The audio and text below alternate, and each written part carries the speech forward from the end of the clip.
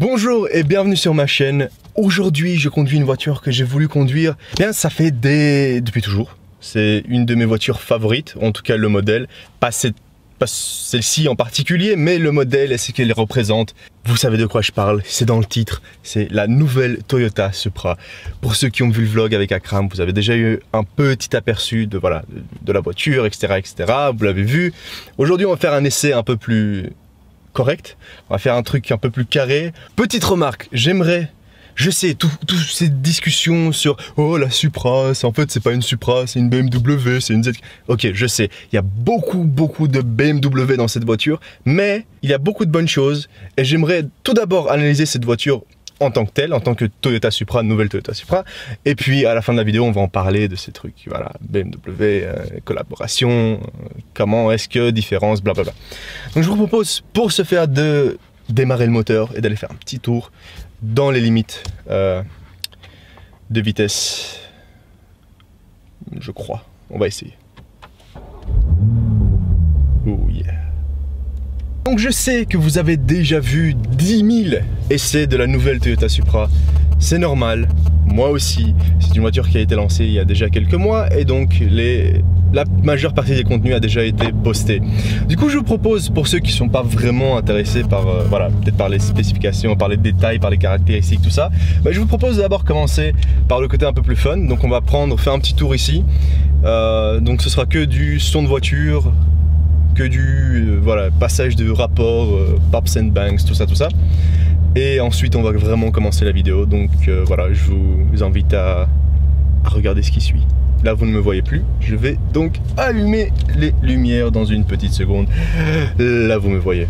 On y va. Pour des raisons assez logiques, je ne peux pas vous montrer le tableau de bord et ce qui se passe devant moi. Mais voilà, asseyez-vous, mettez des oreillettes, profitez du petit son de la Supra. On va commencer ça tout de suite. Oh. Est-ce qu'on commence ici? On va commencer ici.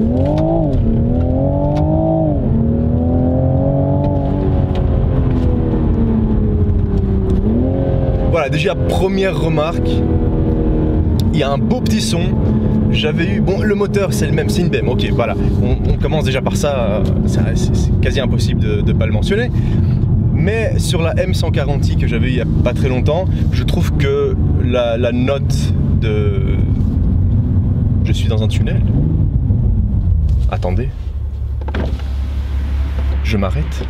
Je le mets en neutre.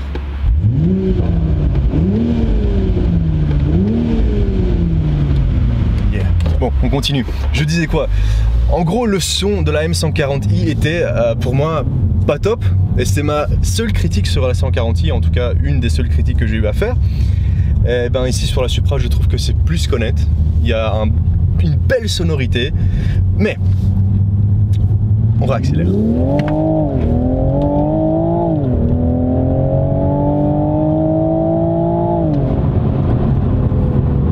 Ça va très vite, ça chasse un peu, c'est tout ce que j'aime, honnêtement j'adore ça. Mais le freinage est pas top. On va dire en ville, si vous voulez un peu vous amuser, ou sur l'autoroute, ça va. Des routes de campagne, ça va. Mais si vous avez l'intention d'emmener cette voiture sur circuit, je le dis déjà, je crois qu'il faudra un peu modifier le freinage. Sur ce, je vous propose d'aller directement sur l'autoroute. On va se mettre tranquille, cruise control adaptif. Et on va un peu parler du design, on va parler du côté pratique, on va parler des options, on va parler des caractéristiques. Et à la fin, je vais vous donner mon opinion, ma conclusion sur la nouvelle Toyota Supra. C'est quoi ces petits animaux? Je ne sais pas. Je sais pas. On continue. Au final, j'ai décidé de d'abord filmer la version anglaise, ce qui fait que nous ne sommes plus sur l'autoroute, nous sommes déjà en ville. Et du coup, je vous propose de quand même commencer par le design de la voiture. Moi, je la trouve très belle. Voilà, c'est très simple à dire, je trouve qu'ils ont très bien réussi le design de la voiture. Je trouve l'avant très agressif, l'arrière pareil, il y a de belles lignes, une belle coupe, une très belle couleur, des grosses jantes. Voilà, c'est vraiment, elle a la recette parfaite pour être une voiture de sport réussie au niveau du design à l'extérieur. Après, vous allez voir les images, vous pouvez m'en faire part dans les commentaires, dites-moi ce que vous en pensez. Pour ce qui est de l'intérieur, voilà, j'ai pas pu m'abstenir. Ok, c'est une BMW, l'intérieur c'est une BMW. Mais je trouve que c'est très bien réussi parce que moi j'aime bien les intérieurs BMW, surtout sur les nouvelles. Ils sont très épurés, tout est là où il faut, il y a une bonne ergonomie, il y a une bonne qualité, donc pas de critique. Pourquoi critiquer quelque chose qui à la base est bon juste parce que c'est des pièces BMW dans une Toyota? Je vois pas la raison, ça reste des pièces de très bonne qualité. Et vu qu'on est déjà à l'intérieur de la voiture, je vous propose de parler un petit peu des options. Encore une fois, on retrouve le iDrive de BMW ou le iDrive de Toyota. Enfin bref, on retrouve ce iDrive qu'on retrouve sur les BMW ici aussi. C'est tactile, ça fonctionne très bien, c'est facile de l'utiliser même quand on conduit, donc ça, voilà, c'est très familier, j'aime beaucoup, il n'y a pas de lag, je préfère ça nettement à un système de chez Toyota. Voilà, c'est dit. Pour ce qui est du cockpit, il est virtuel mais pas vraiment configurable, donc vous avez toutes les informations nécessaires ici juste devant vous, c'est parfait. Mais voilà, vous pouvez pas mettre la carte et c'est des trucs comme ça. Mais c'est pas grave, c'est une voiture de sport. Vous avez l'affichage tête haute qui pour moi est l'option phare pour toutes les voitures. Voilà, c'est l'option qu'il faut avoir dans toutes ces voitures. Et ensuite, on peut les énumérer, les sièges chauffants, le chargeur pour téléphone sans fil, enfin...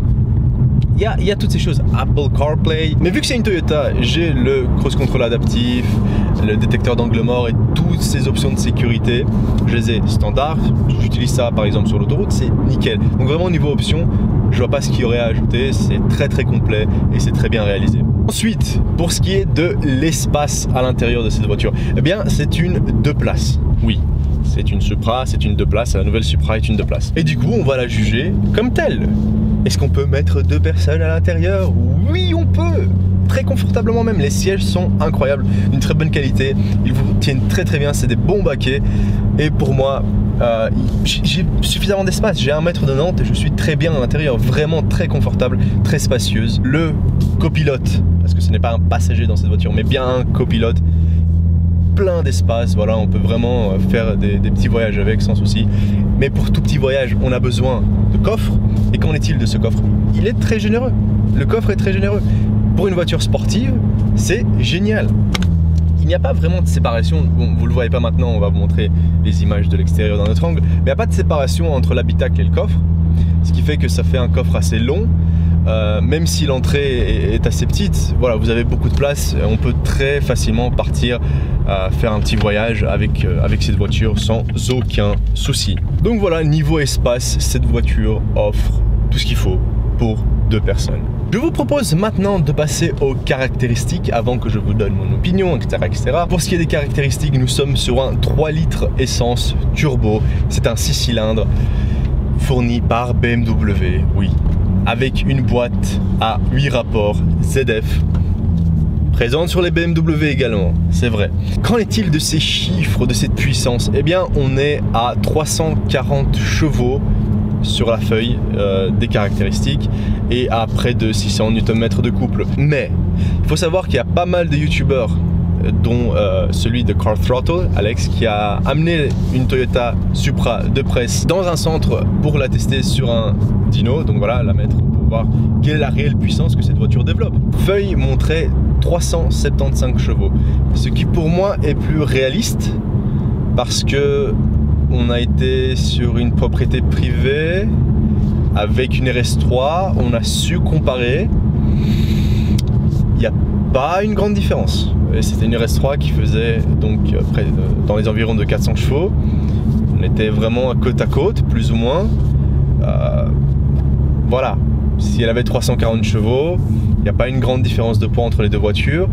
Il y aurait quand même dû y avoir une différence notable, mais ce n'est pas le cas. Donc pour moi, je crois que Car Throttle ont raison de dire que cette voiture réellement développe plus que 340 chevaux, ce qui est encore une fois commun pour ces moteurs de chez BMW. C'est pareil pour généralement même pour la M140i, etc. Le 0 à 100, c'est dans les environs de 4 secondes. Et le VMAX, la vitesse maximum, on a eu la chance de l'essayer sur l'autobahn. C'est très proche de la Belgique, l'Allemagne, donc voilà, on est vite parti, on a fait un petit détour. Et je peux vous dire que c'est 263 km/h. Voilà, elle est limitée à ça. Enlevez-moi le limitateur, rajoutez quelques chevaux avec une reprog. Je crois que cette voiture peut faire un 280 dans ces conditions-là. Et même juste en sortant le limitateur, je crois qu'il y a plus que 263 km/h. Mais voilà, elle est limitée, donc c'est la vie. Enfin, pour ce qui est des caractéristiques, parlons de la consommation moyenne. Voilà, c'est net, on est à 9,7 litres au 100, consommation moyenne. On a fait de l'autoroute, on a fait du centre-ville, on a fait des accélérations, tout ça. C'est une très très bonne moyenne, une très bonne moyenne. Mais je trouve quand même que pour une personne qui va acheter cette voiture, la consommation ne devrait pas être un point très important non plus. C'est une voiture de sport. C'est très variable, on peut rouler comme un dingue et consommer 20 litres au 100, on peut rouler tranquillement, consommer, je sais pas, 7-8.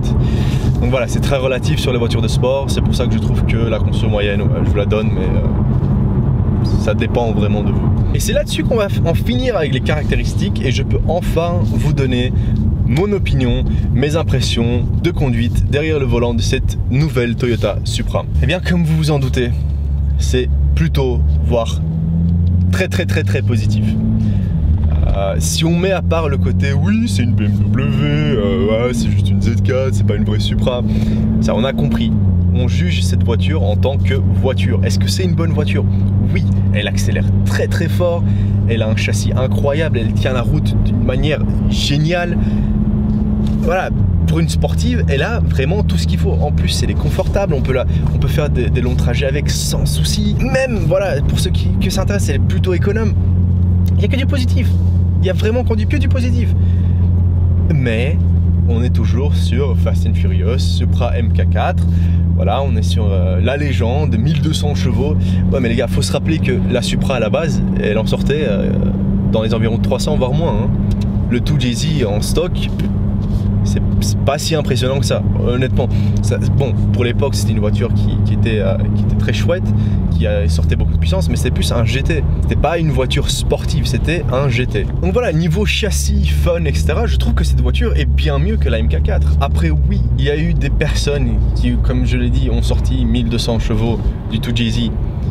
Mais attendez un peu, on est sur maintenant ce moteur de chez BMW, c'est l'un des moteurs, une des meilleures bases de modification au monde et c'est un des meilleurs moteurs en ce moment. Voilà, on est en 2019, ce moteur figure parmi les meilleurs comme le 2JZ à son époque et c'est une excellente base pour les modifications. Déjà, ça fait quoi? Ça fait quelques mois qu'elle est sortie, il y en a déjà quelques-unes à 500 chevaux ou plus, il y a des kits de carrosserie qui apparaissent, donc voilà, petit à petit, on en arrive. La voiture va bientôt figurer dans le film. Le nouveau Fast and Furious, il y aura des Supra. Voilà, faut voir ce que ça va donner. Est-ce que le film va être aussi épique? Je crois que ça va beaucoup jouer sur la cote de cette Supra. Et puis, il faut arrêter, il faut vivre avec son temps aussi. Je comprends, l'ancienne Supra est géniale, mais l'ancienne Supra est l'ancienne Supra. La nouvelle Supra est une nouvelle Supra. Oui, c'est une nouvelle BMW. Ok, on a compris, mais grâce à ces pièces BMW qui d'ailleurs sont, voilà, comme je l'ai dit, tout est de très bonne qualité, tout est très solide. C'est vraiment ce qu'il fallait pour avoir un résultat comme tel. Et on mentionne le prix, on est dans les environs de 60 000 € pour une voiture qui offre des performances géniales, pour une voiture qui est très fun. Montrez-moi une autre voiture. Une Alpine, une Boxster, non. Une C43, non. Voilà, pour moi c'est une voiture qui vaut son argent. C'est une voiture très sympathique à conduire. C'est une voiture que je ne peux pas critiquer, sauf si je suis le sens commun et que je dis oh c'est juste une BMW, c'est dommage. Non, c'est pas juste une BMW, c'est la nouvelle Toyota Supra, elle est comme ça. Qu'est-ce qu'on peut faire pour encore l'améliorer? C'est une très bonne base de modification, c'est une très bonne base de circuit, c'est une très bonne base. C'est pas une voiture finie pour moi, c'est une très bonne base. Pas encore une voiture finie. Peut-être la GRMN sera une voiture complètement finie, nickel, rien à faire dessus. Celle-ci c'est une excellente base, mais elle demande voilà, des modifications pour qu'elle soit au niveau de la MK4. Voilà, si vous voulez vraiment qu'on fasse la comparaison. Et c'est sur ces belles paroles que je vais vous laisser. Je vous remercie beaucoup d'avoir regardé cette vidéo. Je remercie énormément Toyota Belgium de m'avoir prêté cette voiture. Je m'y attendais pas. Voilà, pour être honnête, je m'y attendais pas. C'est un de mes rêves de conduire une Supra, même si voilà, c'est pas la MK4. Mais c'est un rêve. J'ai eu l'occasion de le faire. Et ça me fait extrêmement plaisir et je souhaite vraiment les remercier. Et si vous aussi vous avez apprécié cet essai, je vous invite à laisser un gros pouce bleu. N'hésitez pas à laisser un commentaire si vous avez un avis à partager sur cette nouvelle Supra. Si voilà, peut-être vous n'êtes pas d'accord avec moi, c'est normal, c'est compréhensible. Si vous avez des critiques, si vous avez d'autres questions, c'est avec grand plaisir que j'y répondrai. Et dernièrement, n'oubliez pas de vous abonner à la chaîne, c'est gratuit. et ça prend 2 secondes. Et ça nous aide énormément à obtenir des voitures aussi géniales que cette nouvelle Supra. Donc voilà, je vous laisse, à la prochaine, ciao.